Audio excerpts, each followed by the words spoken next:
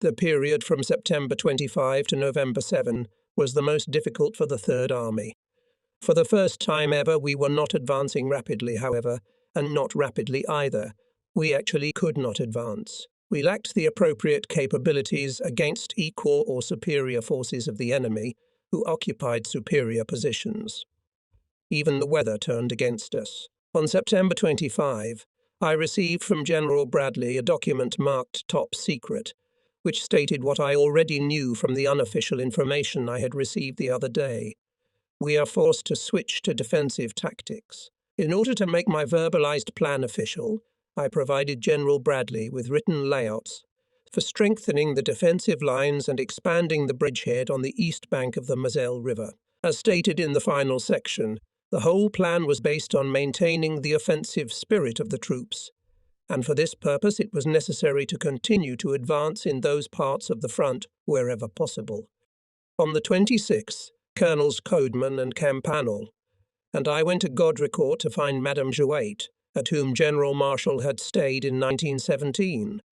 Godricourt had not changed a bit over the years, but the family we were looking for had moved to the south of France. However, we still didn't exactly drive in vain. The mayor of the town, father of 2 lovely daughters, treated us to wine, and one of the girls played the piano for us. From Godricourt, we drove through Neufchâteau to Chaumont and dined there at the Hôtel de France, the place where General Pershing, General Harbord, Deschambault and I dined in the fall of 1917, when we first arrived in Chaumont and elected it as the headquarters of the American Expeditionary Corps. The hotel was run by the same family, only a generation younger. Even the meals we were offered were not much different from the 1917 menu. After lunch, we visited the house where General Pershing lived, and the barracks where our headquarters had been located for 2 years. 2 weeks before, the 15th Corps of the Third Army had retaken Chaumont, and our valiant pilots had destroyed the barracks by airstrikes. Anyway, my little office next to the gate survived. It's a good thing they didn't bomb it. I liked the office because I was then commandant of General Pershing's American Expeditionary Force headquarters, and it was the first solid position I had ever held. At the barracks, Colonel Campanel had one unpleasant moment. On the way to Chaumont, he never tired of telling us about a beautiful Frenchwoman whom he had known in 1917-1918 and whom he hoped very much to find. The lady had some connections with the police, so when we were in the barracks, I asked the policeman if he knew the woman, a friend of Colonel Campanel. The policeman turned to Campy with murderous candour and uttered, "Of course, I know her perfectly well. However, she is a little old even for you."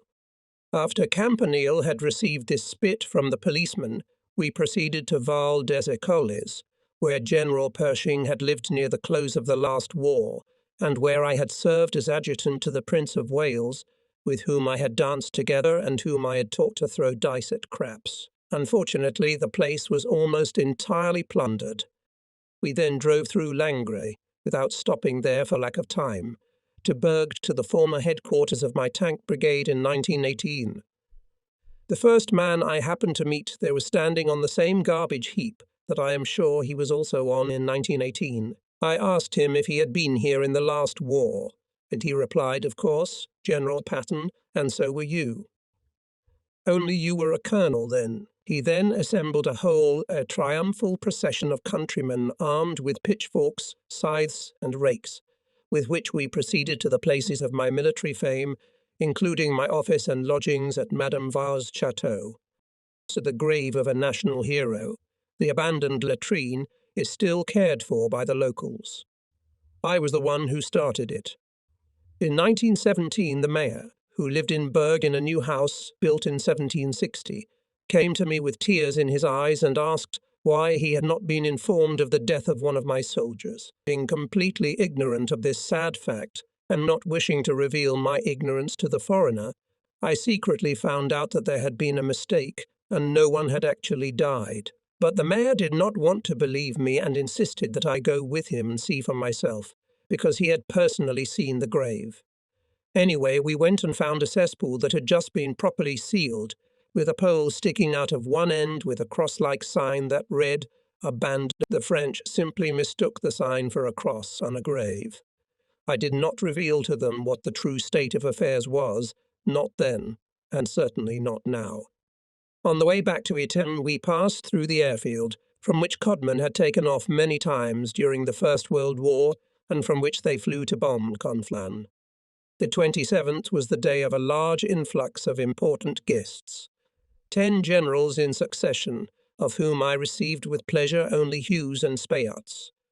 We had to hear once again confirmation that we would soon be deprived of the 15th Corps, consisting of the 2nd French Panzer and 79th Divisions. At the same time, we were promised to send infantry units of Major General Willard Sess, Paul's 26th Division, and then, when we were able to advance again, to hand it over in its entirety. I have never had any difficulty in moving the units at my disposal, but it is a difficult matter to place units that have been taken from you.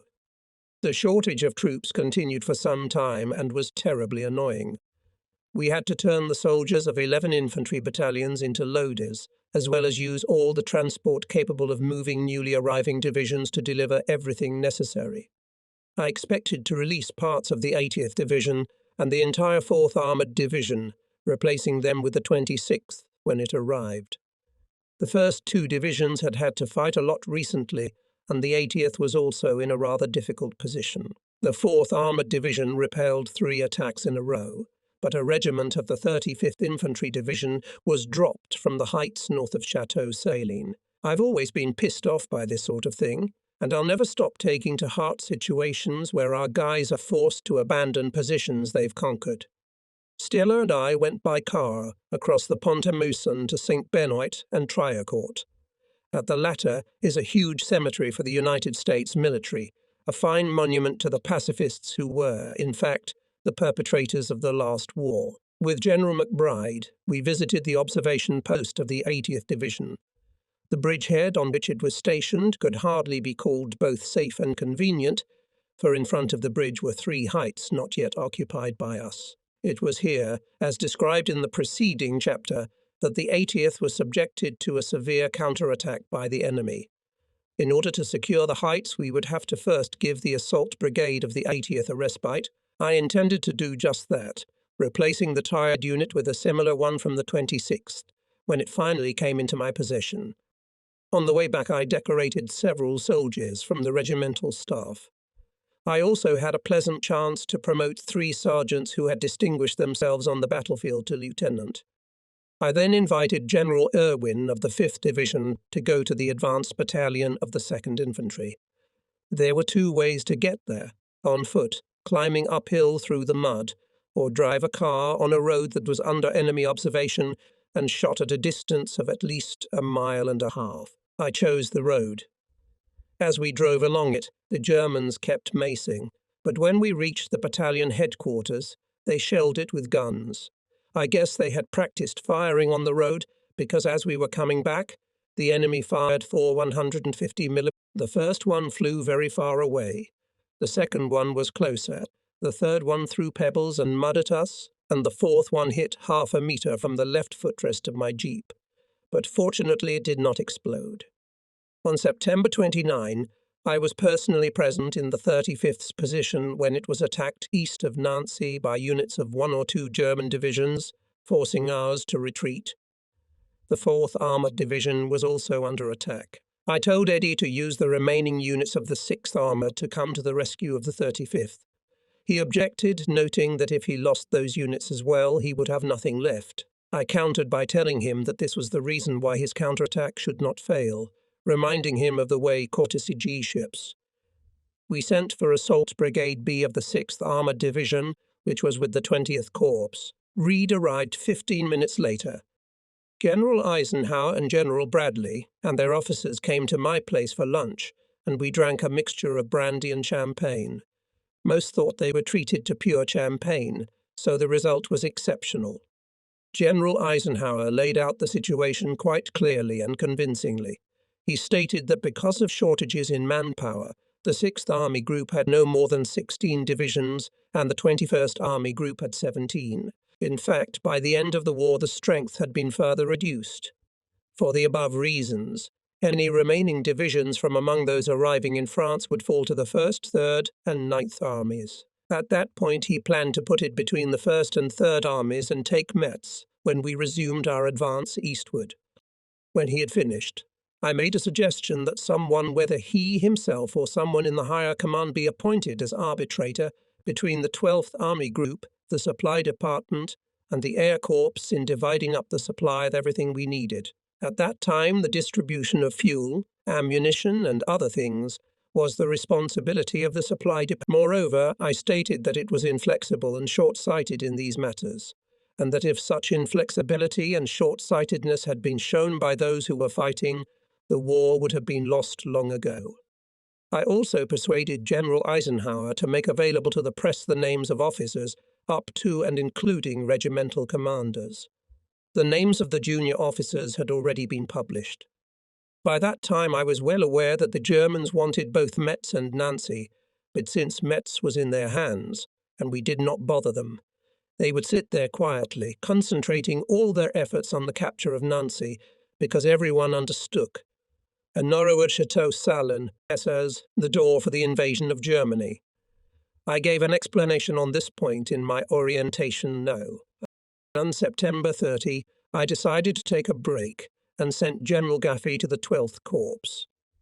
At 3 p.m., he contacted me by radio telephone and told me that I had best get to Nancy immediately myself. When I got there, I learned that the 35th Division had been authorized to withdraw from the woods west of Chateau Seille, and that the 6th Armoured had not entered the battle as I had ordered. It seems that the 35th was attacked by the German 15th and 539th Divisions. After talking in raised tones with the commander of the 6th Armoured, it entered the battle, attacked the enemy at dawn the next day, recapturing a high ground and destroying a large number of Germans. All this could have been done a day earlier if my orders had been carried out. Fortunately, General Gaffey arrived at Nancy on time. However, the situation did not look particularly encouraging, and I ordered one assault brigade of the 90th Division, 20th Corps, to keep trucks ready to be able to move out on first order within 15 minutes. I think one explanation for why our troops were unable to hold the high ground that day may be the fact that they almost lost all 3 generals who miraculously escaped death. Literally half a meter away from them, a shell struck, killing 2 military police officers and mortally wounding 3 others. Once in Sicily, I told a general who was not too eager to attack that I trusted him completely, and, wanting to demonstrate this, I went to my house. This time I tried that ploy again, and again it worked. Flying back to headquarters, we had just reached our goal. Our plane landed in total darkness, which was not unusual, because Major Bennett is a pilot by God. At midnight, I contacted the Chief of Staff of the 12th Corps and, having learned that he was asleep, also went to rest, because I knew the situation will be corrected. Losses in manpower submitted to October 1. 3rd Army. Killed 4,849. Wounded A2 4,585. Missing in action 5,092. Total 1,526. Non-combat losses 13,637. Total 49,163. Enemy. Killed 2,000. Wounded 99,300. Captured 96,500. Total 228,700. Material losses by October 1. 3rd Army. Light tanks 143. Medium tanks 363. Guns 103. Enemy. Medium tanks 808. Panther and Tiger tanks 439. Guns 1751. On October 2, I presented awards to the commanders of the 2 regiments that had taken the high ground, and then went to inspect the terrain defended by Major General J.S. Wood's 4th Armoured. As always, the disposition of this division was faulty. I then visited Budd, who commanded the 35th Division, and had been wounded in battle the day before my arrival. As I've been told of Bud, no man shows such calmness as he does in tucking up the enemy. For perhaps 10 days we seemed to be in a reverie, trying out German forts on the approaches to Metz west of the Moselle River. The 5th Division believed that one of these forts, Rhine, could be taken by one battalion. On October 3, they began to put their plans into action and were successful at first. But after about a week, we decided to abandon our attempts because the operation was costing us too much. On October 4, the 83rd Division approached Luxembourg. I went to inspect the positions and was struck by the fact that, except for the railroad marshalling yard of the city itself, the war had not affected the duchy at all. There was something about the status of this little state here, since no one had bombed it. It was the anniversary of the day I first made an attempt to mount twin, gun-mounted machine guns on the turrets of all the tanks instead of the regular ones. The attempt has remained unsuccessful to this day. On the 5th, we had to reinforce the Rhine assault with another battalion. Eddie came to me to talk to me about the commander of one of his divisions, who had a bad habit of directing individual battalions in battle rather than the operational commands to which those battalions belonged. At first we wanted to relieve this officer of his position, but, realizing that we did not know who would replace him, we decided simply to explain to him how to act. He subsequently became one of the best officers in the Third Army. At the time, however, he was simply meddling in the wrong business, sinking to a level of command too low for him. As I am quite sure, the style demonstrated by that officer is instilled during training and on maneuvers. And in general, a general should be able to lead troops, if I may say so, one level below and know the disposition of units 2 levels below. What does this mean in practice? For example, an army commander must command corps and be able to control the disposition of corps and divisions on his operational map, but he must not command these divisions. A corps commander should command the divisions and be able to navigate on his map the disposition of the assault brigades. The division commander must command the assault brigades, fixing on the map the location of the battalions. A regimental commander must command battalions and know where each of the companies within those battalions is located, and so on. As my observations show, if any officer of the rank of general violates these rules, and if I may say so, being at the level of command of the army, interferes in the process of dislocation of battalions and then begins to command them, he reduces the effectiveness of his actions and, as a consequence, the actions of the whole army.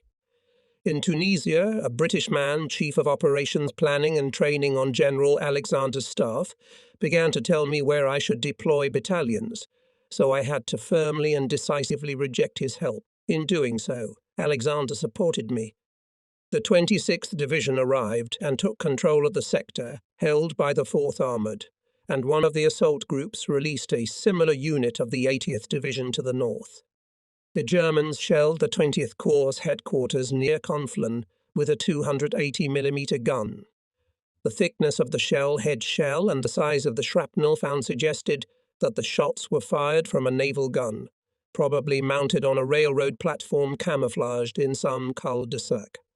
By this time, plans to launch an offensive by the 12th Corps on October 8 had received approval. The design of the operation was as follows.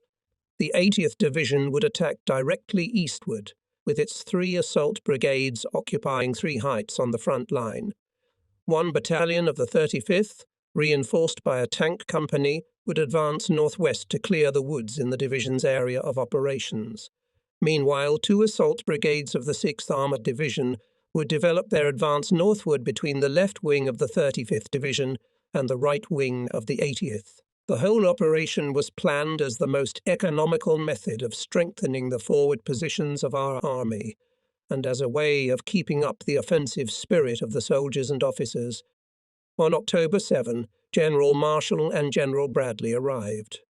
In the afternoon, the entire staff assembled, where we presented our plans for the capture of Fortress Rhine and the foregoing plan of attack by the 12th Corps. As usual, General Marshall asked sharp and not easy questions, but I am sure we answered all of them honourably. He was upset that, because of his promise to meet Montgomery, he would not be able to be present at Third Army on October 8 to observe for himself the development of the offensive. I was not able to do so either, for on the 8th I decided to go to Nancy by air, which was a mistake, for owing to the weather we were only able to take off when the battle had already begun, and I did not have to be present for the initial phase of the operation. When I found myself at the 12th Corps observation post, the 4 settlements directly ahead were already burning brightly, and from one of them a huge column of smoke rising into the sky, probably at least a kilometre high. The vehicles of the 6th Armoured moved forward to the southern outskirts of the 2 villages, from where the enemy was firing on them quite densely, while on the other side of the squadrons of P-47s from the 19th Tactical Air Brigade, as always, masterfully bombed the enemy positions. Right in front of us, several hundred prisoners were waiting for further orders. Too bad General Marshall couldn't be here to see our guys in action. After admiring the spectacle for several hours, I paid a visit to General Paul, commanding the 26th Division. He had been adjutant to the 27th Infantry at Sofield Barracks in 1925 and 1926, where I had formed a very high opinion of him, as it later turned out quite well-founded. From his headquarters we went to the 80th Division observation post. The southernmost of the 2 heights in this section had been taken, but the other, wooded one, the one to the north, was apparently still held by the enemy. By the time I arrived, the attackers seemed to have agreed to leave the heights in German hands until morning. I, however, considered this decision dangerous and ordered to take the height at night, which was done. On the 10th, the 3 army commanders, together with the chiefs of the supply departments of their headquarters, assembled at the headquarters of the army group. When we arrived, General Bradley brought to our attention Montgomery's statement that 2 armies, namely his own and the 1st United States Army, were necessary for the capture of the Ruhr placed under the command of 1 man, and that he, Montgomery, should direct their act. General Eisenhower agrees on the number of armies needed, but sees the 2 American armies in this role. Therefore, the 9th Army, instead of occupying a position between the 1st and 3rd Armies, with its base unit, the 8th Corps, now moving east of Brest, will be moved to a site north of the 1st Army and will include its 19th Corps, while the 8th Corps will become part of the 1st Army with a command post in the vicinity of Bitburg. The 3rd Army would lose the 83rd Division, which would go to the 8th Corps, but would eventually gain the 95th Division and the 10th Armoured Division. The 1st and 9th Armies would begin to advance on the Ruhr as soon as the necessary ammunition was available, which would be October 23, as was then anticipated. After the matter was settled, we, awaiting the arrival of Major General Walter B. Smith, General Eisenhower's Chief of Staff, engaged in a discussion of supply matters. When Smith arrived, he reported that my proposal for the appointment of an umpire to settle questions of supplies of fuel, ammunition, and all other things necessary to the conduct of the fighting had received approval, and that General R.C. Crawford, Chief of Supply of the Allied Expeditionary Force Command, would be such a man. At the same meeting I emphasized the fact that in the approach to supply problems more emphasis is placed on the total supply, tonnage of cargo, while the specific requirements of the moment are not always properly taken into account. For example, why should I receive 1,000 tons of gasoline when I need only 500 tons of it, but I just need 200 tons of ammunition and 300 tons of materials for building bridges? And after all this, the supply companies take offense and say, "We have fulfilled the required volumes. What do you want from us?" We also finally decided that we would decide for ourselves what ammunition we needed, as well as what and how much to fire. We were now allowed to save ammunition and use what we saved at our own discretion. We also decided that henceforth ammunition would be dispensed on the basis of 1 gun per day, and not in units of fire, because up to that time no one had ever been sure what a unit of fire meant. At that time we were convinced that 60 shells for a 105mm gun and 40 for heavy artillery was the minimum daily rate. All these calculations meant that if the supply men could multiply the number of shells by the number of guns and by the number of days, the army could save the necessary amount of ammunition to enable the 105mm gun crews to fire 350 to 400 salvos a day during the heat of battle. Casualties as October 8. Third Army. Killed 5,131. Wounded 25,977. Missing in action 5,096. Total 36,204. Non-combat losses 16,494. Total 52,698. Enemy. Killed 96,800. Wounded 103,000. Captured 98,900. Total 238,700. Material losses. Third Army. Light tanks 154. Medium tanks 368. Artillery guns 103. Enemy. Medium tanks 822. Panther and Tiger tanks 444. Artillery guns 1754. I drove to Nancy early in the morning of the 10th in time to have breakfast with General Marshall, who was spending the night at Eddie's. Eddie had made an excellent model of the terrain, by studying which we could visualize the disposition of all the divisions and corps. During our meeting, I found an opportunity to discuss the possibility of awarding the rank of general to Colonel Bruce Clark and George W. Reed. Returning from the 35th Division's dispositions, we came under fire. 2 enemy shells struck the mountainside next to the road on which we were travelling, and 3 more exploded about 300 yards away on the other side. This was the 3rd time recently that I had come under fire, which indicated that the enemy had a good view or that the fire had been adjusted by a scout by radio. After the 12th Corps, we, in the company of General Walker, made a detour of the divisions of the 20th Corps. During the inspection of the 90th Division, I complimented General Maclean emphatically. After we left the disposition of this division, General Marshall confided that he hoped to be able to place Maclean in command of the corps in the near future. During the day, I was able to have several conversations with General Handy, which always gave me pleasure. On the 11th, we decided to abandon our attacks on Rhine. The supply of ammunition at that point had become very irregular.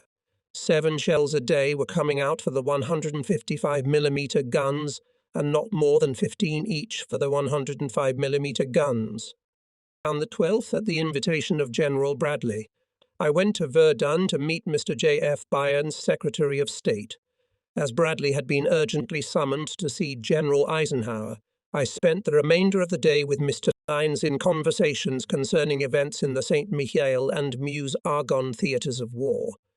In Mr. Barnes, I found a very interesting and very learned man on the subject. All his assessments of the circumstances of those operations were very correct, so that I had great pleasure in conversing with him. On the 13th, we moved the command post to Nancy, where we made ourselves at home in the German barracks. This was one of 6 barracks originally built by the French and bombed by our airmen during the capture of the city. We were fortunate that the work of the Air Force was not very effective at that time. When Spayatz saw how his boys had done, he expressed the hope that I would not publicize the success of the American Air Force anywhere. On the 14th, General Eisenhower invited the Army and Corps commanders to the 1st Army headquarters east of Liège to meet with King George of England. After His Majesty's departure, General Eisenhower, in a rather cheerful tone, started a conversation with us regarding the maintenance of morale in the troops and asked us not to be too critical of the activities of the main supply department. Given the situation, in either case it was much easier to promise than to do. On the 15th, Generals Eddy, Wood, and I went to the 26th Division for my usual informal talk with officers, COS, and enlisted men. This division was one of the first to adopt my most important tenet of firing on the move during the attack, and during the engagement showed good results with minimal casualties. Casualties in Manpower as of October 50th. Third Army. Killed, if Essen, 438. Wounded E 27,111. Missing in action 5,457. Total 38,006. Non-combat losses 18,537. Enemy killed is 40,000. 100.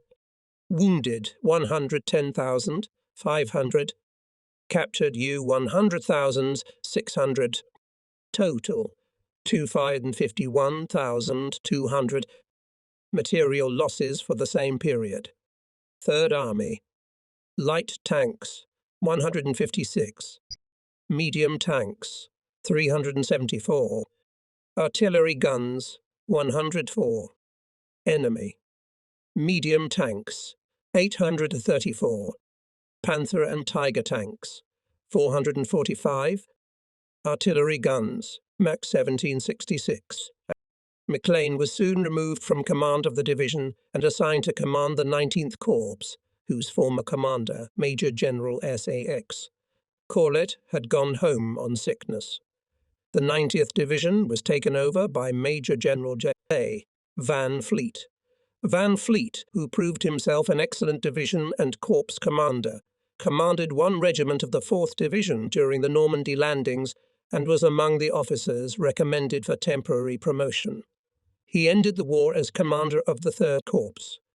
I also visited the 95th Division, which had just come under Major General X. L. Tweddle, and had the usual informal conversation with both senior and junior officers.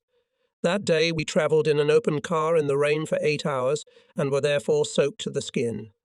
On the 17th, Generals Gaffey and Gay and Colonels Harkins, Maddox, Mueller, and Coach and I were engaged in working out a plan for a new operation, which was to launch an offensive by 3 divisions of the 12th Corps to establish a bridgehead across the Seille River. After accomplishing this task, the 4th and 6th Armoured Divisions were to advance through the infantry positions. Next, the 6th Armoured Division was to occupy the dominant heights east of Metz, and the 4th Armoured Division was to advance to the bank of the Seille River and secure a crossing south of Saarland. The next day was supposed to attack the 20th Corps, the forces of the 5th, and then the 80th Division south of Metz.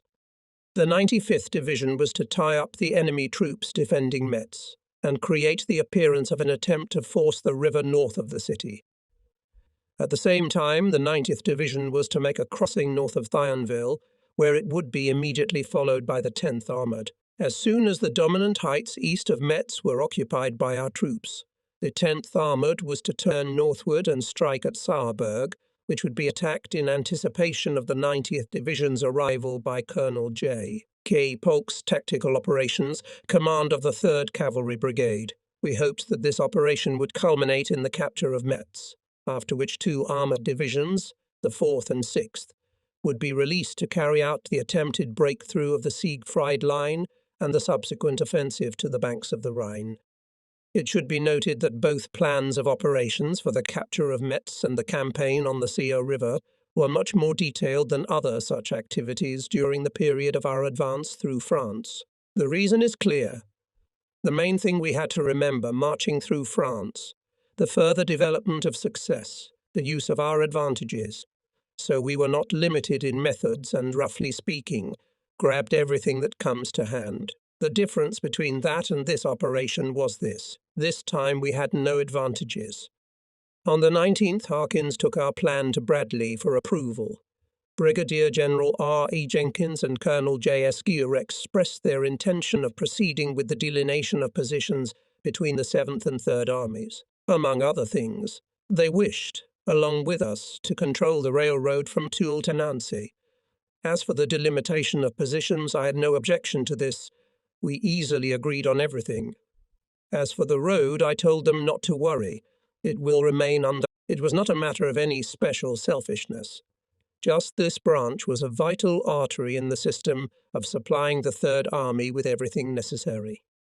In the evening of the same day, according to various estimates, up to 60 enemy planes appeared over Nancy, of which our anti-aircraft gunners shot down 3 for sure and 3 more presumably. What we did not find out was why they came, for they did not bomb us and did not land paratroopers either. On the 20th, the commander of the 7th Army, General Patch, asked me for an engineer sapper company to support the operation he planned to undertake on November 1, and I ordered it placed at his disposal.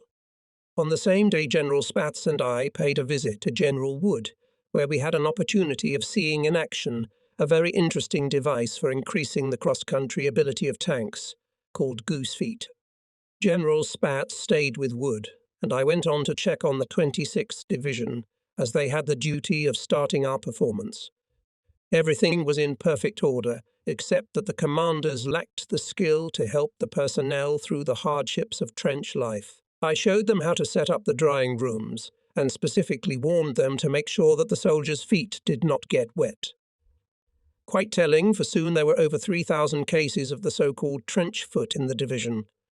On the 21st, Major General John Milliken, commander of the 3rd Corps, now transferred to the 3rd Army, arrived with a report. I resisted this appointment, because I thought it a mistake to entrust a corps to an officer who had never commanded even a division in battle, while the divisions had only veteran commanders. The foregoing aside, I considered Milliken an excellent military man.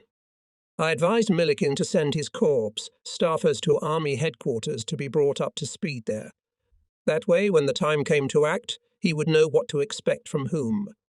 Eddie proposed a plan of attack, which was approved.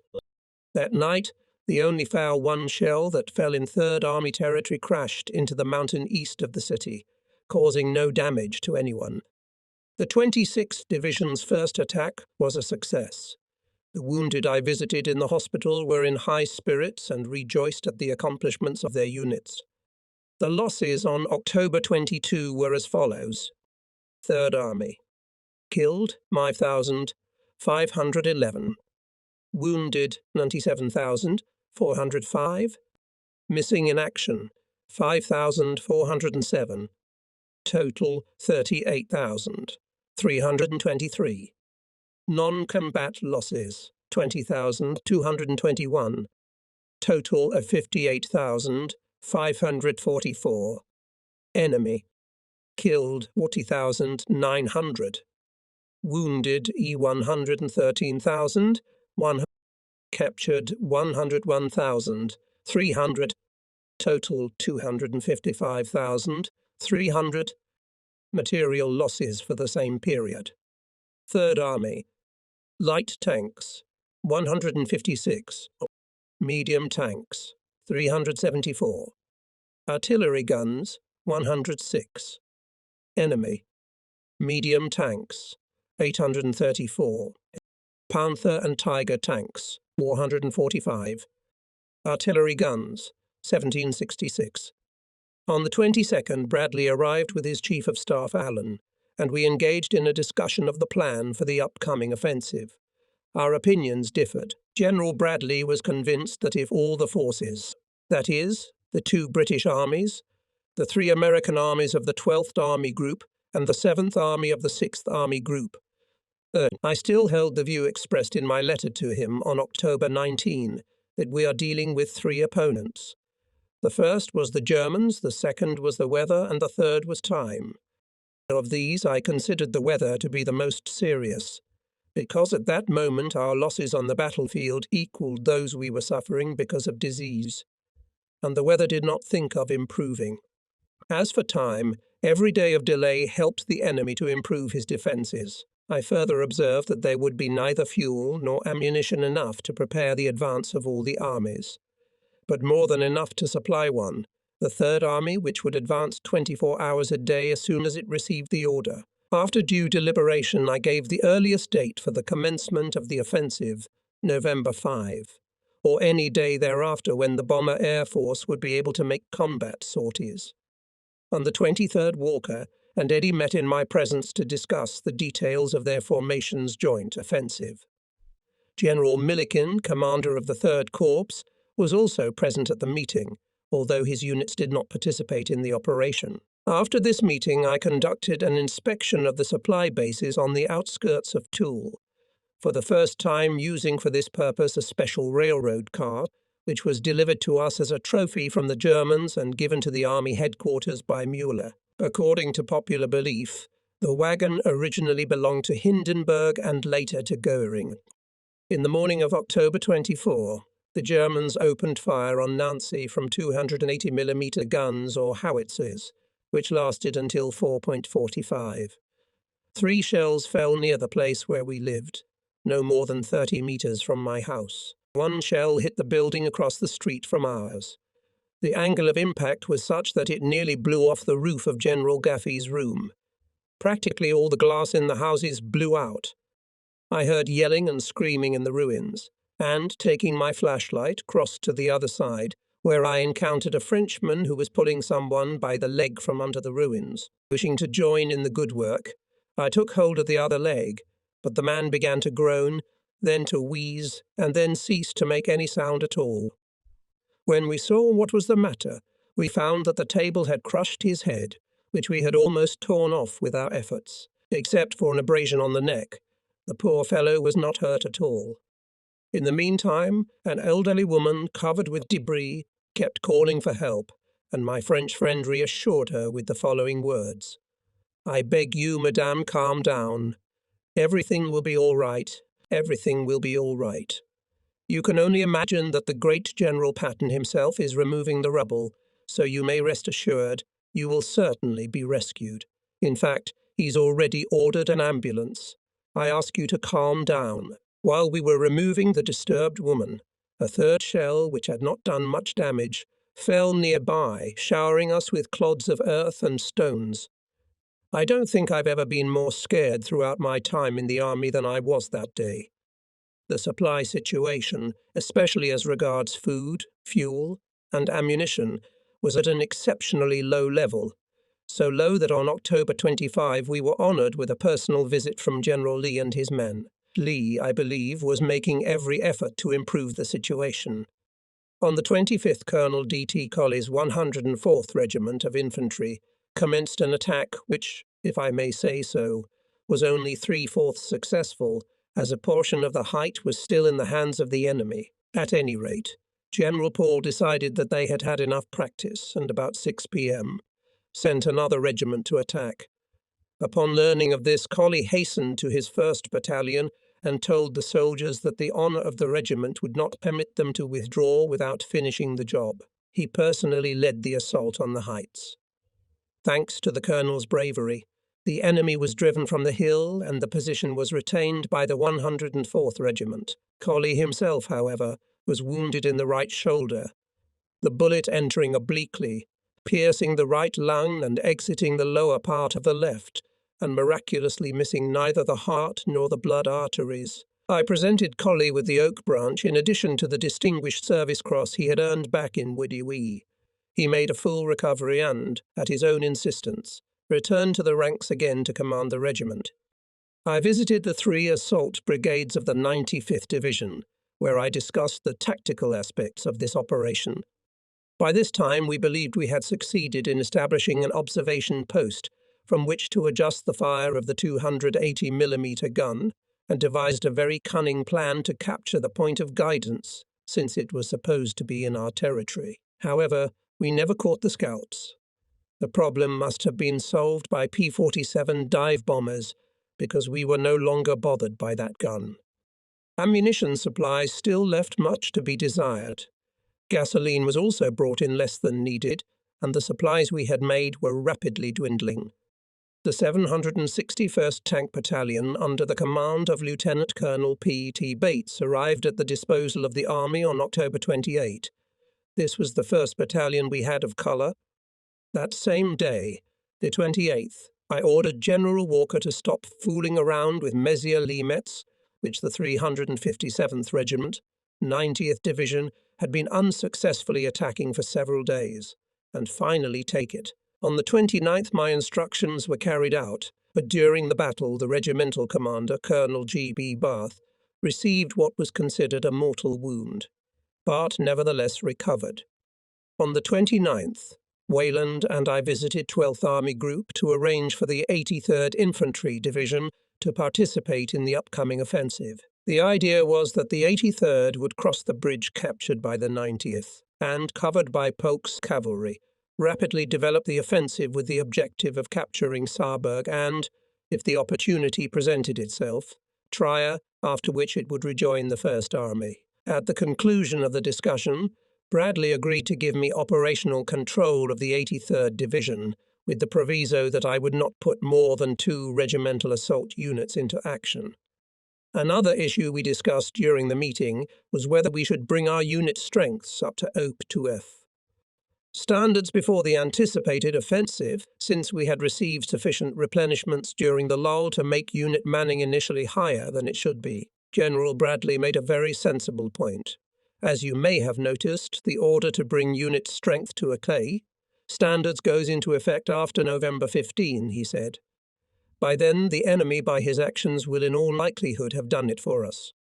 General Wayland, with my active assistance, was endeavouring to secure the return to the 9th Army of the units of the 19th Tactical Air Brigade that had been sent to the 9th Army. But our attack on his superiors was not successful. On the 31st, I inspected the 761st Tank Battalion and talked with soldiers and officers. A number of lieutenants and some of the captains of this battalion had previously served as sergeants with me in the 9th and 10th Cavalry. Each individually they were not bad soldiers, but I expressed my opinion then and see no reason to change it now.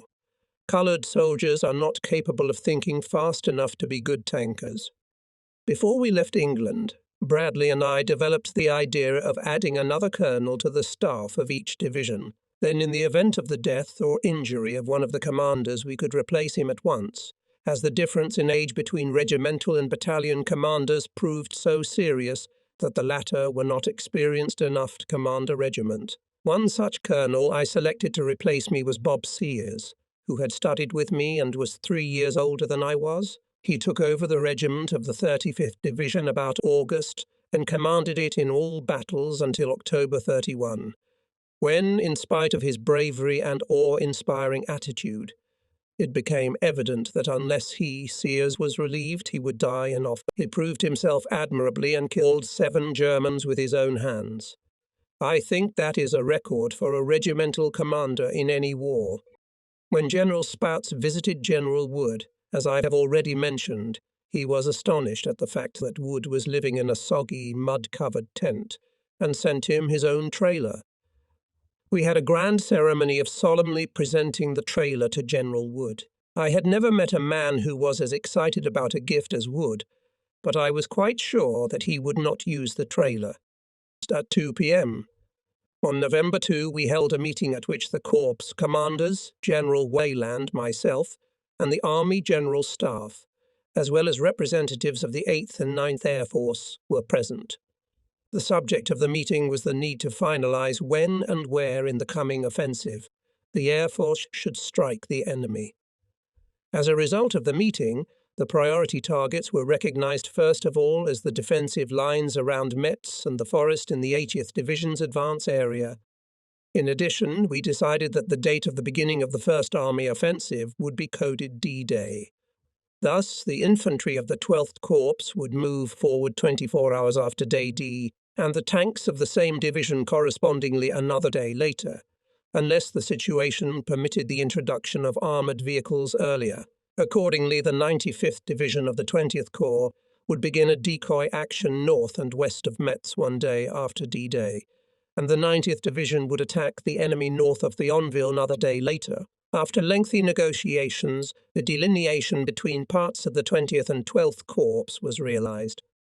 On November 2, General Bradley and his Chief of Planning, General A. Franklin Kibler, arrived in Nancy.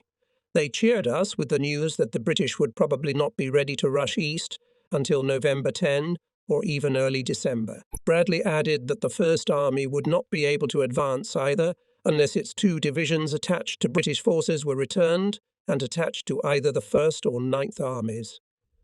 He asked when I could start the offensive. I replied that, as I had said, I could start the day after successful air preparations. And if the weather did not permit air action, independently the Third Army could start no later than the 8th. To this, General Bradley admitted that he was pleased to find someone ready to advance. On November 3, I addressed an assembled group of officers, a portion of the NCO Corps, and a few specially selected privates of the 3 infantry divisions of the 12th Corps, namely the 26th, 35th, and 80th. I informed them how great an honour the High Command was doing the Third Army by allowing it to advance on its own. I also did not fail to repeat that I insisted on firing on the move during the attack and supporting the advance with fire from all arms. We discussed with Wayland one last time the forthcoming joint actions of ground forces and aviation. It came down to the fact that if the Air Force could not get into the sky and bomb the enemy before dark on November 7, the 12th Corps would go into the breakout without air support on November 8. I had a telephone conversation with Bradley regarding the possibility of using the 83rd Division. I asked him to authorize a portion of the Corps artillery to cross the Moselle River so that they could support the attack of the 2 assault brigades attached to my army. But we never reached a final decision on the matter. Because of bad weather, the trial bombing of Metz, scheduled for the 5th, did not take place, and the pilots took their machines deep into Germany to drop bombs there. Divers visited me that same day and promised that the 7th Army would support me on my right flank. On the 5th, I held discussions in my usual manner with officers of the 10th Armoured 90th and 95th Infantry Divisions, and before the staff officers of the 20th Corps. All these meetings were held in the rain. On the same day, the 5th, I was visited by General Hughes. On the 6th, he and I, going to meet the wishes of officers and soldiers, spoke to the personnel of the 4th and 6th Armoured Divisions. Originally, I was not going to visit them, because I thought these guys are experienced fighters. Inspiring them before the battle is like painting a lily. But they seem to have understood everything in their own way and almost took offence. Well, I made a speech to them as well. Speaking to the men of the 4th, I joked about the fact that the First Army would not take part in the offensive as originally planned. I said literally the following: the last will be the first, the 4th will be the first. On the 6th, I informed the press that the offensive would begin on the morning or night before dawn on November 8. I presented them with a complete plan and asked them to keep everything secret. I also asked the correspondent to announce by radio the objectives of the attack, to say that it would be localized and limited, and that the objective would be to consolidate bridgeheads on the eve of the onset of winter cold. I warned him that I would let him know when the truth could be revealed. He did as I said, and I'm sure the message confused the Germans. It was strange to think that 2 years ago, just like this on November 7, we were approaching the coast of Africa aboard the Augusta. Then from the morning and almost until the end of daylight hours, the wind blew strongly. But at 4 p.m., it stopped, and we successfully landed on the Moroccan coast. At 2:30 p.m. on November 7 of this year, it was pouring, as it has been for most of the last few days. At 7 p.m., Generals Eddy and Grow appeared before me with a proposal to postpone the offensive because of the abominable weather and rain-induced river flooding. I asked whom they would like to see succeed them, as the offensive would begin when it should. They immediately forgot about the rain and overflowing rivers and got down to business as usual. Summary of casualties as of November 10. Third Army. Killed Waich, 5,734. Wounded E28,273. Missing in action, 5,421. Total 39,428. Non-combat losses 24,386. Total as 63,814. Minus combat and non-combat losses until September 24. Total 45,130. Total losses for the period from September 24 to November 7 include total 18,684. It is interesting to note that, as shown above, being forced to stand on the Moselle River increased our losses. Had we continued to advance beyond September 24, our losses could have been much less. The enemy's casualties in manpower as of November 7. Killed war 2,000. 500. Wounded 117,000. Captured GU, 103,000. Total, 262,500. Material losses as of November Seille. Third Army. Light tanks, 157. Medium tanks, 374. Artillery guns, 109. Enemy. Medium tanks, 834. Panther and Tiger tanks, 445. Artillery guns, 1773. November 8, 1944. I woke up at 3.0. The rain was pelting down. I tried to go back to sleep, but after making sure it wouldn't work, I got up and started reading Rommel's book Infantry Offensive. It just so happened that, opening it at random, I found myself on the pages that described a battle that had taken place in the heaviest rain in September 1914. Reading it cheered me up and calmed me down. I thought that if the Germans could fight in the rain, our guys could too, so I lay down and fell asleep, only to be awakened at 5:15 by the sound of the best alarm clock. The cannonade of guns, artillery preparation had begun. It seemed that not more than 700 guns were hitting with volleys, but millions of doors in thousands of empty houses abandoned by their owners were slamming. The rain stopped, the clouds parted, and the stars came out. The sky in the east lit up with flashes. I even felt sorry for the Germans, who had been fearfully waiting for our attack, and now realized that what they feared so much had begun. Calming myself down, I tried to remember that I had always wished for the impossible, dared to do what others did not dare, and that I, and this is most important, did not take my own fears as advisers. At 7:45 Bradley called, anxious to know how the offensive had started, and whether it had started at all. I never told him whether or not I would or wouldn't act today. I was afraid I'd get orders to pull out. When he heard that a start had been made, he seemed pleased. Then Eisenhower picked up the phone and said, "I hope you get the ball rolling." Codman, Stiller, and I hurried to the 12th Corps observation post. But because of the smoke screen with which the troops near the crossing were covering their actions, we could see little. About 10.0 appeared large formations of bombers, which struck the enemy command posts identified by the scouts. It was clear and almost cloudless. For the past 2 months, such a weather day was the first time. I visited the headquarters of the 80th, 35th, and 26th Divisions, met with General Wood. At dark that night, all the units were in their prearranged positions, but unfortunately the weather did not last long, for by nightfall it began to rain again. A trip to the front line on the 9th made a heavy impression on me.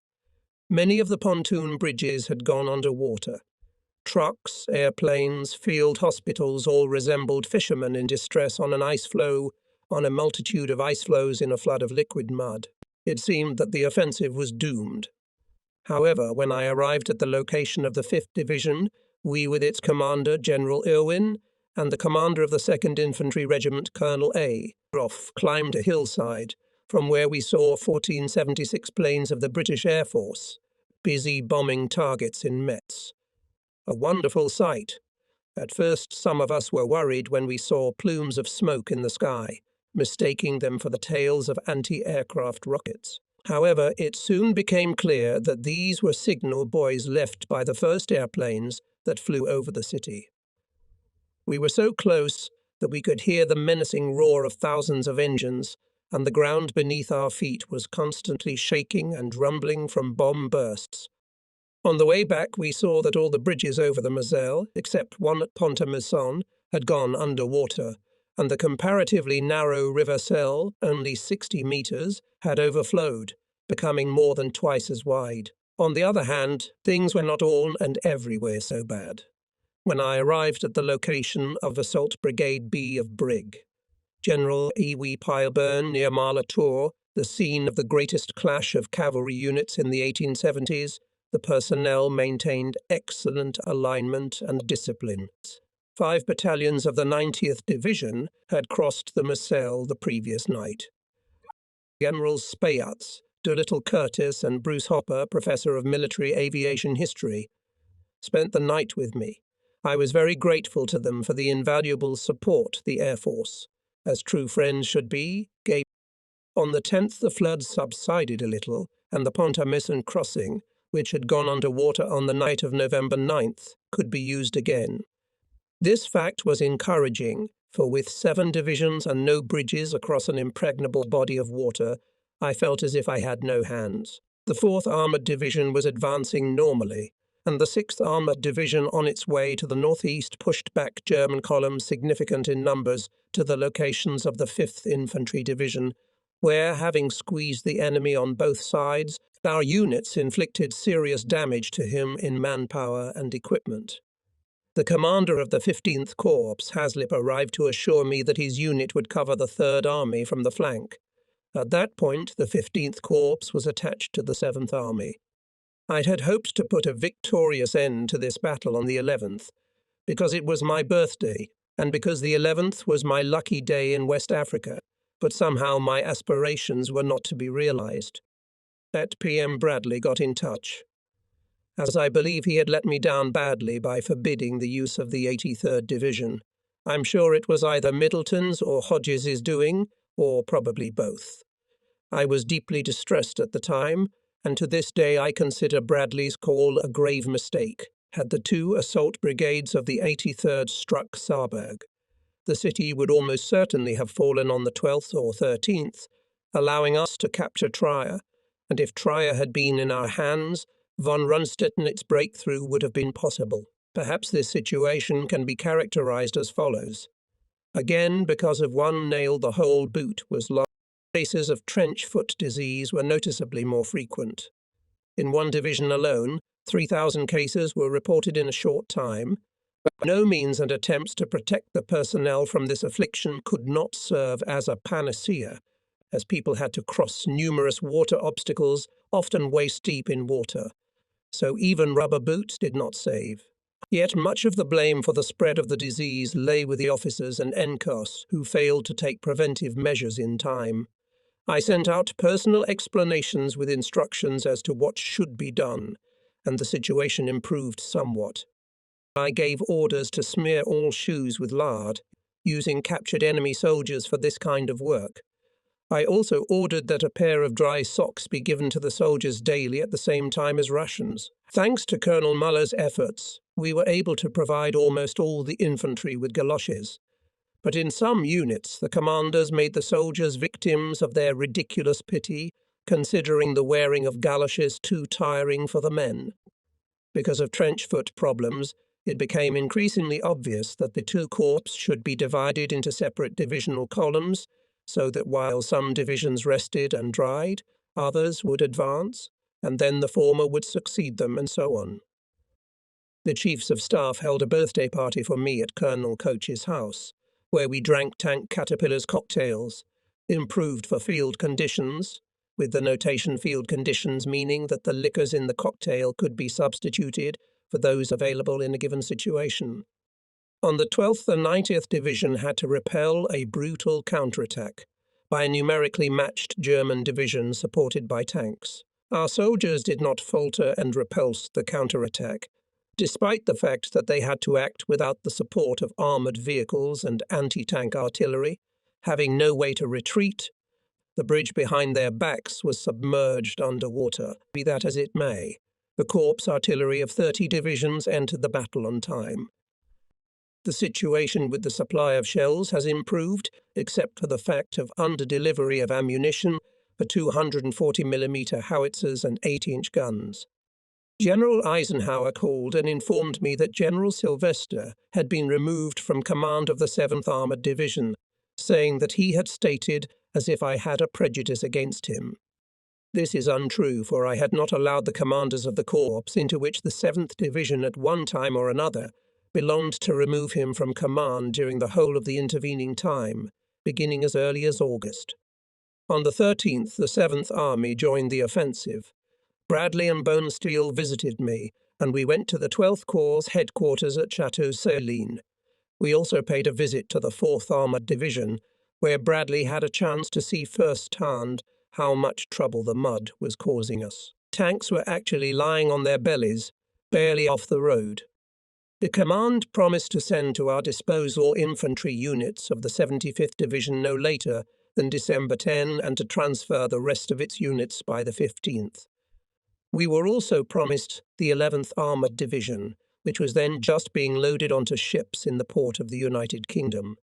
At that time, Bradley suggested that when the 15th United States Army was organised, he would place it in rear of the 3rd and 1st Armies, which would enable us to divert less force to secure order behind our backs. Later in the evening, we visited the wounded in the hospital, who were in high spirits. In general, such a situation literally became the rule in that operation. On the 14th, I had to dissuade Eddie from going around Falkenberg. I visited Walker, and we reviewed the 95th Division. The casualties suffered by this unit since November 8 were 80 killed and 482 wounded. This, I believe, is too many, considering how little success the division has made during the elapsed time, of which I told Tweddle. At Fionville we saw the longest Bailey Bridge in the world. The sappers were pointing it under fire and had just finished their work. Shells were still falling near the structure, but none hit the bridge while we were on it. From there we proceeded to Cattenom, crossed the temporary bridge under cover of a smoke screen, and arrived at the 90th Division's location. The crossing of the Moselle River by the 90th Division is worthy of a novelist's pen. After 2 battalions had safely crossed to the east bank, the bridge was blown away, and the rest had to cross on rafts and boats. General Van Fleet showed us the field where a fierce battle was fought on the 12th. Never before in my life had I seen so many dead Germans in one place. At a distance of 1.5 kilometers they lay side by side, practically shoulder to shoulder with each other. That day the 10th Armoured Division began to cross, which meant that things were moving forward. On the 15th, General Eisenhower arrived, and we paid a visit to the 12th Corps and the 26th and 35th Divisions. He liked what he saw. The Commander-in-Chief even had his picture taken walking through the mud, of which there was plenty. We had a rather funny incident that night.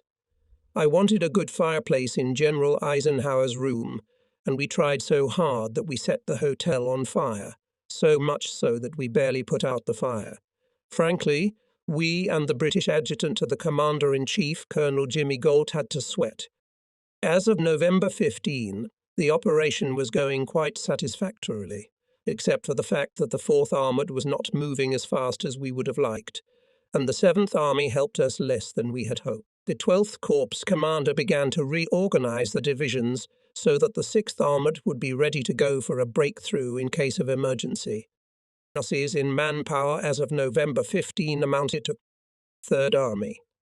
Killed 6,778. Wounded 35,296. Missing in action 7,700. Total 49,844. Non-combat losses 29,857. Total 79,701. Enemy killed 48,000. Wounded 131,000. Captured 111,000. Total 290,000. Material losses as of November 15. 3rd Army. Light tanks 182. Medium tanks 410. Artillery guns 414. Enemy.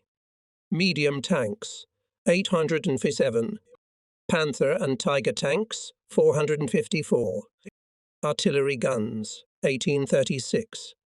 On the 16th, General Eisenhower left, visiting artillery ammunition and uniform depots and a hospital before departing.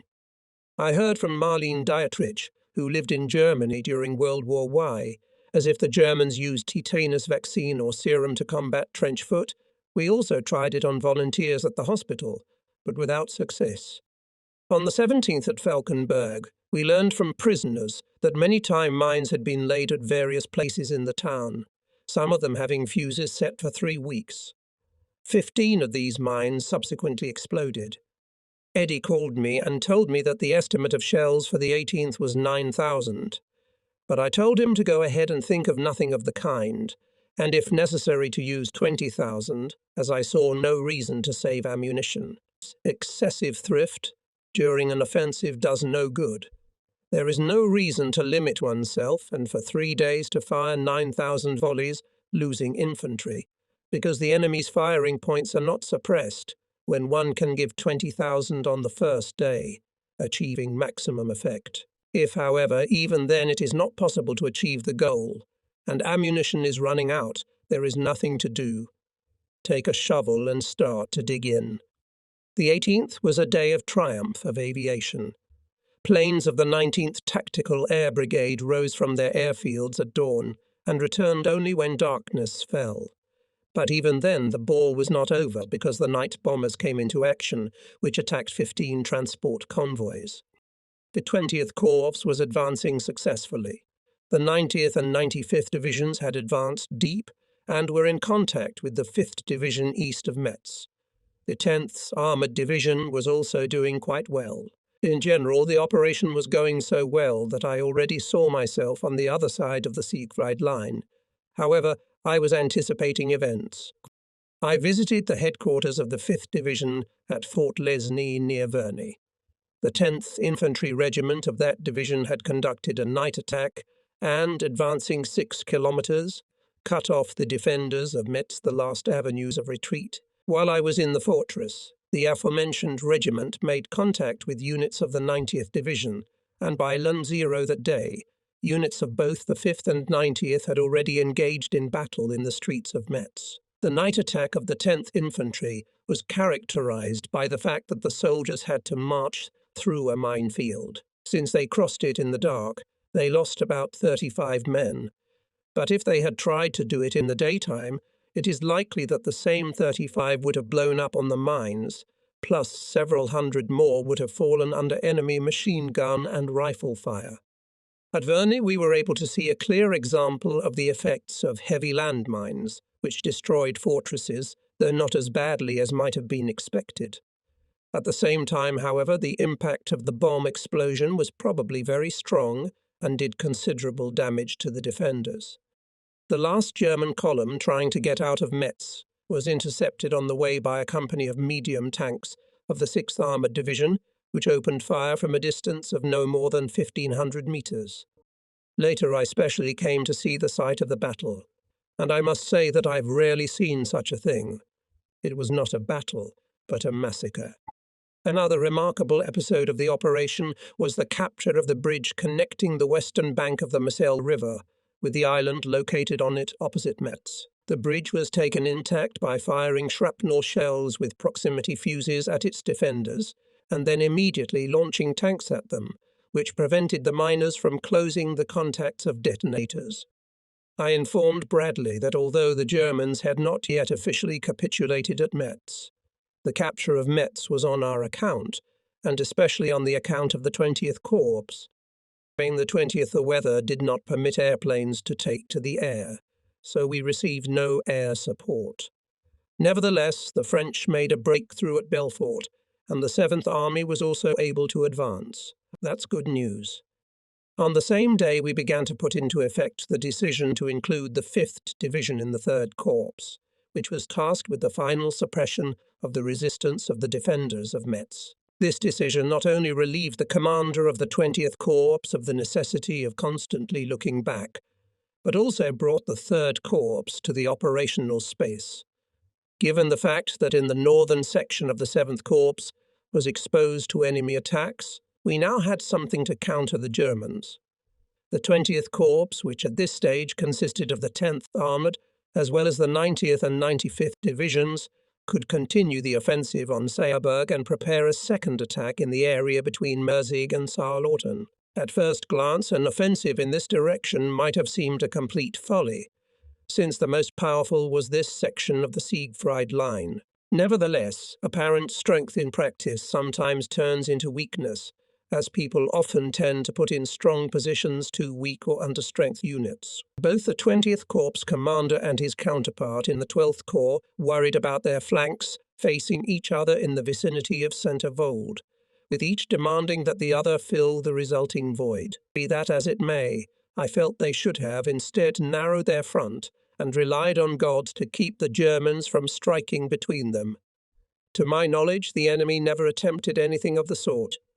Undoubtedly, the pace of the offensive was slowing down due to fatigue and lack of replenishment.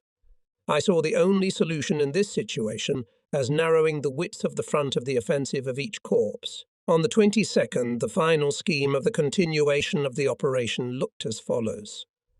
The 20th Corps advancing on Seille and Merzig. The rest of the 90th Division and the 95th Division attacking in the vicinity of Saarland. The 5th Division, with the exception of one assault brigade, which had to be allocated to complete the siege of Metz, will remain in reserve to support the offensive on that part of the front where it proves successful. By that time, the enemy resistance in Metz was almost broken, and we actually destroyed by artillery fire remnants of the German warehouses with ammunition, fuel and ammunition. According to our calculations, it was assumed that the 80th and 6th Armoured Divisions of the 12th Corps would take the offensive in the vicinity of Saarland. One assault brigade of the 35th Division would operate in conjunction with the 6th Armoured Division, the 26th Division and the rest of the 35th, making a stop, clean up and dry out. The 4th Armoured was to advance south of Saarbrücken. In the scheme of development of the operation was one very serious flaw. It was planned when the weather was dry, so it was seen as a very real blitzkrieg. When the time came for action, we found ourselves in the middle of the biggest muddy puddle that the area between the Moselle and the Rhine had ever turned into in the last 80 years. On the 23rd, we built an honour guard in honour of Generals Eddy and Walker and their victories at Nancy and Metz. Although both were still major generals, the band played a tune for them as lieutenant generals, and I hoped the music would prophesy a well-deserved promotion for them. In Walker's case, it has already done so, and I believe Eddy will get his 3rd star after all. The commander of the French army, General Giraud, and I spent part of the afternoon together in pleasant and useful conversation. He had once for several years commanded in Metz French units and knew all the possible directions for attacking Germany. Giraud expressed full agreement with our chosen tactics.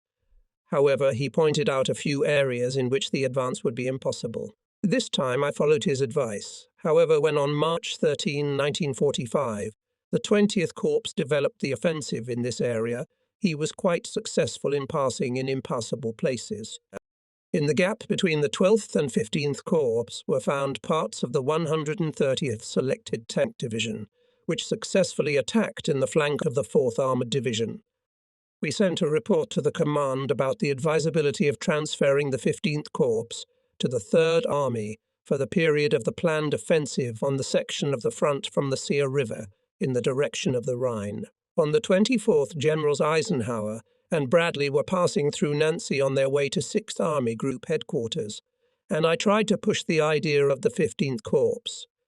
I argued the fact that only one army was to be stationed between Luneville and Thionville, where there was only one natural corridor. Despite the thoroughness of my assurances, I failed to win back the 15th Corps. As the days grew shorter and the distances over which Third Army units were advancing rapidly increased, it seemed timely to move the command post forward. However, because of the lack of the necessary road network, no other location, with the exception of Seille, was suitable. Meanwhile, the 12th Corps was located in that locality. It is important to know that when choosing a location for a command post, you should look for a point from which you can drive to the positions of your troops, moving only forward. A command post set up in such a place, from where the commander has to get to the locations of his units in the direction opposite to that in which his army is advancing, is extremely inconvenient for a number of reasons. The first and the main one is that by doing what I think is right, you will not only save time, but the soldiers will always see that their commander is going to the front line and not to the rear. It is better to come back on the cover. That way the soldiers will never see you with your back to the front, and time will be saved. When I think of flying, the beginning of our advance through France comes to my mind. At that time I noticed more than once from the air many hiding places on both sides of the main roads. As I found out, the foxholes were built to protect the German truck drivers during the raids of our bombers. As soon as the drivers noticed the airplanes, they would stop their vehicles and hide in the shelters. It didn't help them much. Now the locals, who were forced to dig those holes, safely covered them with earth. Another thing that struck me was the abundance of bomb craters in the fields. The bombs had apparently done no harm to anyone, and whoever had dropped them did not seem to be thinking of anything but to bomb anywhere quickly. Of course, this is a fairly frequent occurrence, but we shouldn't be too picky about aviation, since both gun shells and bullets don't find their target very often at all. On the other hand, all German airfields look like Swiss cheese from above because of the craters from our pilots' bombs. On the 25th, I visited the 95th Division. The morale of the personnel was at the proper level, but they still did not feel a genuine and unanimous desire to move forward to victory.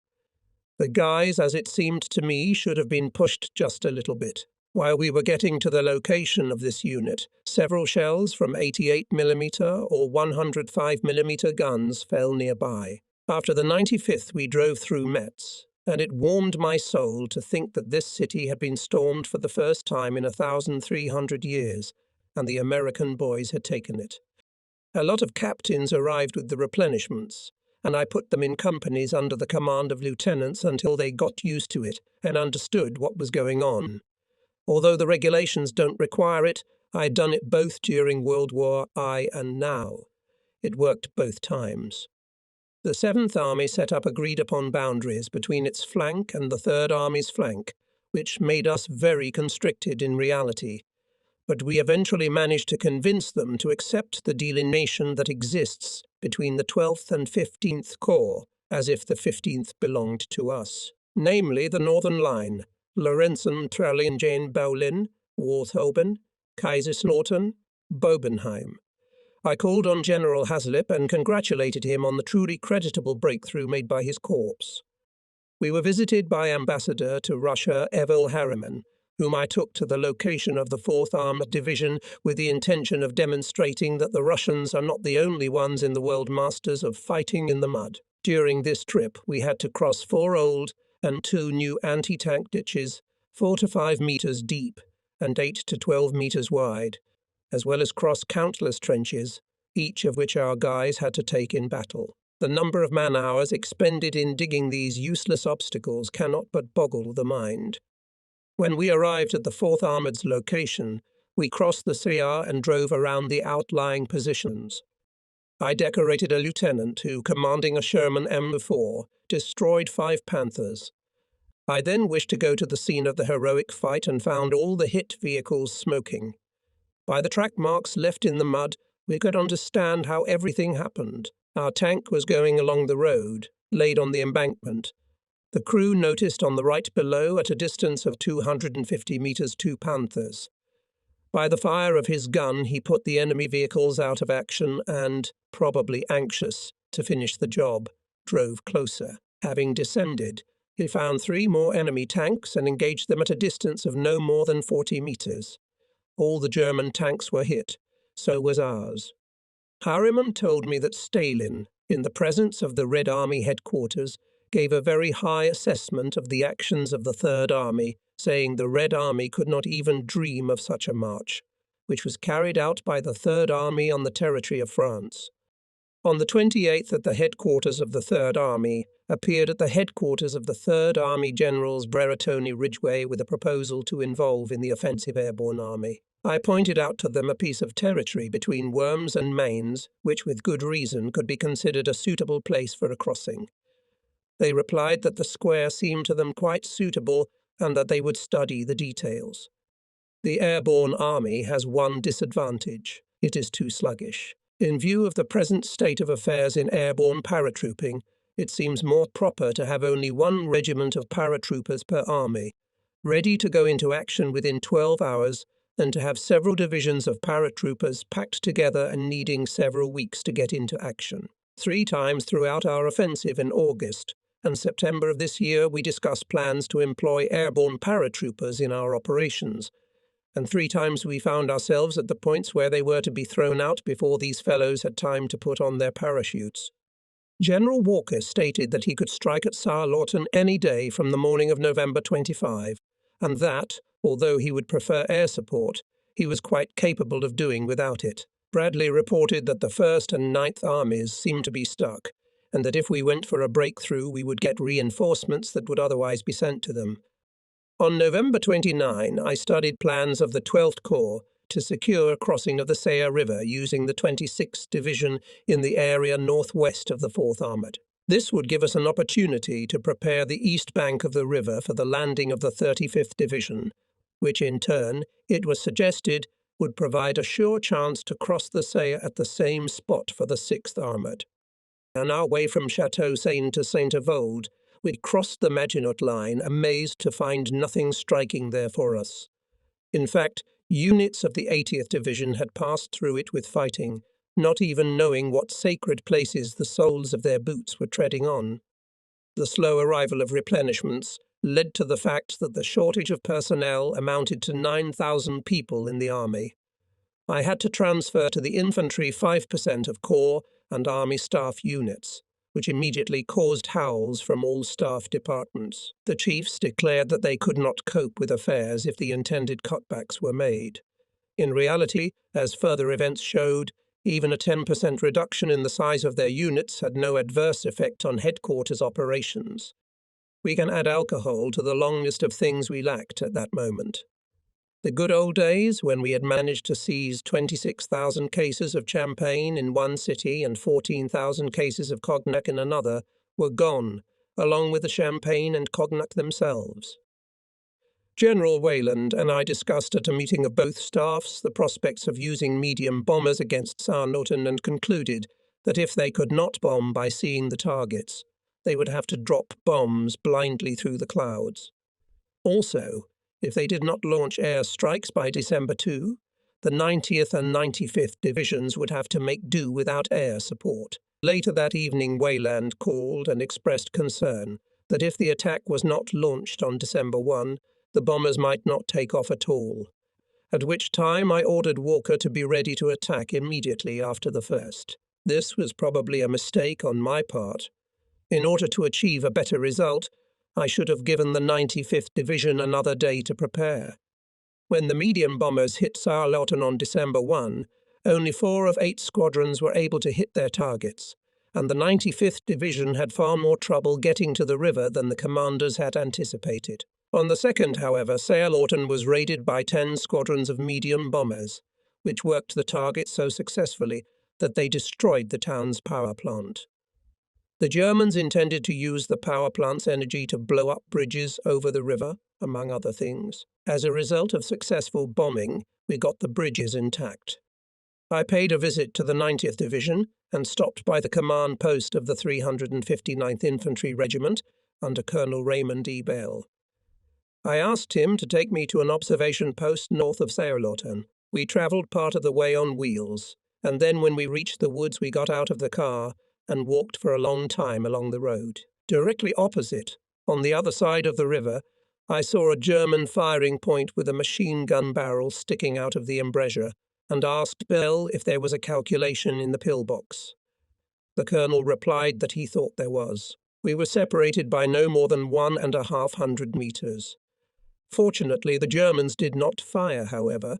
When we approached the house where the observation post was located, they woke up and gave several long bursts, but missed. I've always hated observation posts set up in buildings. It seems only a lazy man would not fire a shot. It was good that it was from a machine gun and not from a cannon. On the 2nd, it became clear that it was time to send General Wood home for a rest. The matter was settled with General Eisenhower, and I sent General Gaffey, formerly in charge of my army headquarters, to take Wood's division. Of course, I did not want to let Gaffey go from the headquarters, but I could not find anyone else, and the 4th Armoured at that time needed a very savvy commander. Subsequent achievements of the division showed that the appointment justified itself. The situation with the arrival of replenishments was on the verge or already over the edge. In the army consisting of 6 infantry and 3 armoured divisions lacked 11,000 people. If you translate the calculation into riflemen, and it is the riflemen most out of service. It means that the rifle companies were staffed only 55% of what is required by the state. We, wherever we could, looked for ways to replenish the number of personnel in the rifle companies. We took off another 5% of staffers in the Corps and the Army, and issued orders to divisions to shake up less important parts in the light of the moment. For example, to reduce the number of anti-tank artillery units, and to transfer the released soldiers to riflemen. On December 5, one day after Gaffey's appointment as commander, the 4th Armoured Division advanced 12 kilometres. General Ernst led the attacking columns. The 90th Division crossed the Saar above Saarland. In the 95th Division already, the 2nd Regiment successfully forded the river south of the city. In spite of the dense fire of the enemy's artillery, our units suffered no significant losses. On the 6th, during a tour of the Third Army front, the artillerymen allowed 2 congressmen, Lewes and Merrick, to pull the draw cords of 2 of the guns that were shelling Fort Dryan. I was terribly disgusted by this news, because during World War I a congressman had caused a violent public reaction by the exact same act. That night General Spatz, Doolittle, and Vandenberg arrived, and we agreed to a massive bombardment of a section of the Siegfried Line near Kaiserlautern. A grander air raid we had never before planned. It was conceived as a series of attacks totaling 3 days. In this case, each day 1,000 heavy bombers had to push the boundaries of the sectors of strikes farther and farther into the depths of enemy defences. To avoid hits on their own, we assumed to withdraw the infantry to 3.5 kilometres from the closest to us, the boundary of the bombing zone, thus combining this boundary with the front line of our positions as it existed at the moment, in order to prevent the enemy immediately after the end of the airstrike to occupy the 3.5 kilometre strip liberated by our troops. We intended to move tanks to this area. The risk of a direct hit by an accidental bomb in the tank was small, and the shrapnel could not harm them. In the Battle of Saarland, the 90th Division was unable to hold the bridge on its own section because of too much enemy fire, but by using ferry crossings at night it managed to defend the position. The capture of Metz and the Saar campaign of the Third Army began on November 8, 1944. On December 8, 1944, in other words, a month after the beginning of the fighting, we liberated 873 towns and cleared an area of over 4,000 square kilometres. We captured 30,000 prisoners, wounded or killed 88,000 enemy soldiers and officers. We also accounted for 137 tanks and 400 guns, having lost only 23,000 men killed, wounded and missing in action during the same period, not counting the 18,000 men who were out of action. The total casualties thus amounted to 41,000 soldiers and officers. With 30,000 replenishments received, the shortfall was 11,000. Continuing to operate with figures, I will say that the 130 days of fighting, starting from August 1 and up to December 8, the average daily losses of the Third Army amounted to 812 men per day, while the average losses of the opposing parts of the German army was equal to 2,700.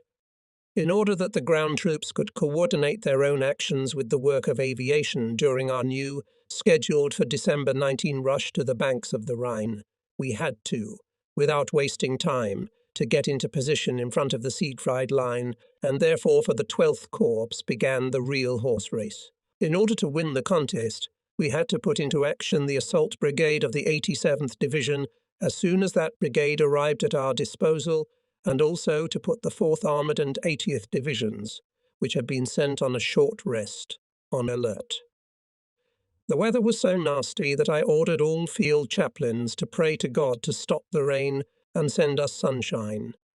I also distributed postcards to the troops praying for good weather, with my holiday Christmas greetings printed on the back. Whether it was a divine intervention, an answer to the words of prayer, or whether the reason was the usual vagaries of nature, we will hardly ever know. Anyway, on the 23rd, the day after the text of the prayer was published, the weather improved and stayed that way for about a week. This was enough time for the Allies to postpone the decisive blow against the enemy and break the back of von Rundstedt's advance. To be closer to the site of the upcoming battle, we moved our operational headquarters in Luxembourg. The bulk of the army headquarters, with the chaplain, still remained in Nancy. General Patton again summoned me to his office. When I entered, he greeted me with a broad smile and exclaimed, "Damn it! Just look at this weather. That O'Neill fellow knows his business. Get him down here. I want to pin a medal on his chest."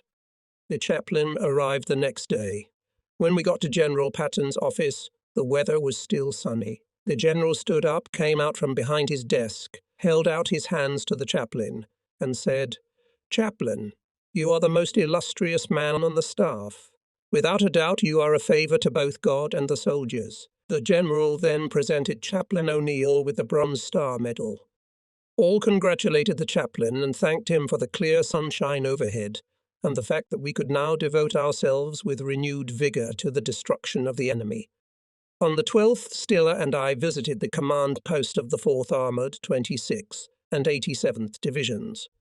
The 87th occupied the positions of the 26th, and one assault brigade was engaged with the enemy, seemingly making a successful advance. Later, however, it became clear that the success was not what was first imagined.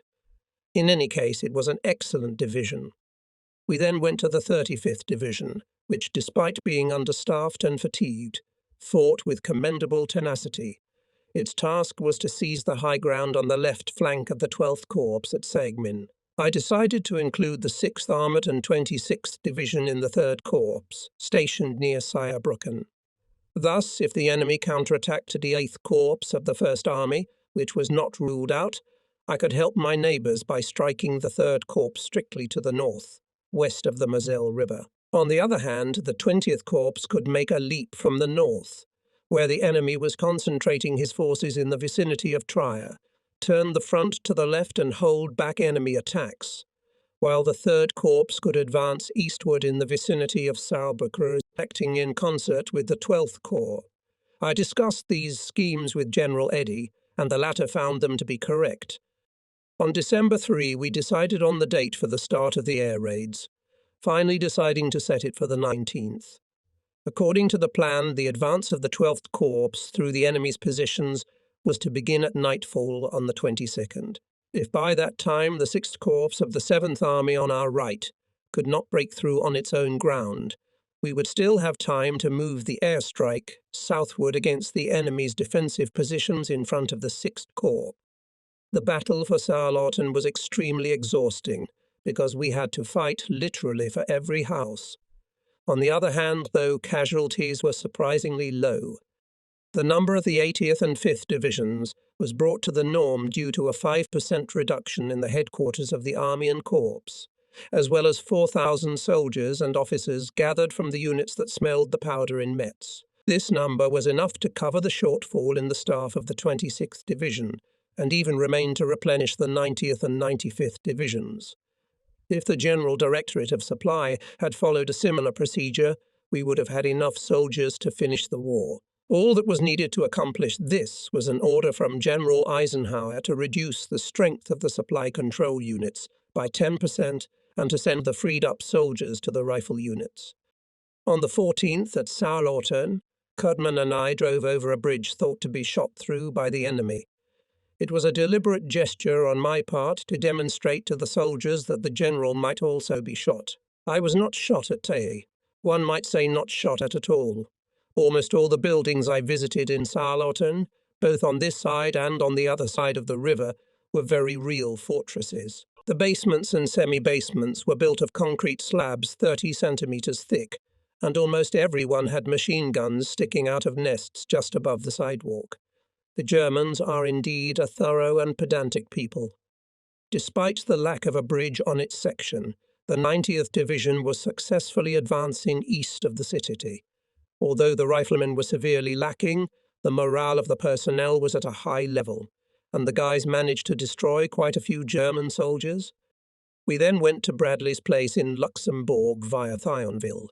Montgomery, as seen not without the participation of the Prime Minister, achieved control of the 9th Army. The Field Marshal violently opposed my and Patch's operations. Montgomery still wanted to concentrate in the north all the capable units to command them himself. He insisted that the crossing of the Rhine is possible only in the area of Cologne, and, most importantly, that this operation can be realized only if it will be led by him. All this terribly discouraged me, because as long as my offensive was like short leaps forward, I could not properly deploy. I foresaw that if I could not make a serious breakthrough to the east after the planned massive preparation from the air, I would have to go on the defensive, which meant losing several divisions.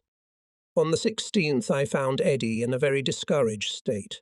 He was nervous because the 87th Division was in no way up to the task, and because of the fact that a colonel had had to be removed from his position who had failed to take proper measures in his unit to reduce the spread of trench foot disease. Subsequently, the aforementioned colonel proved to be an excellent fighter.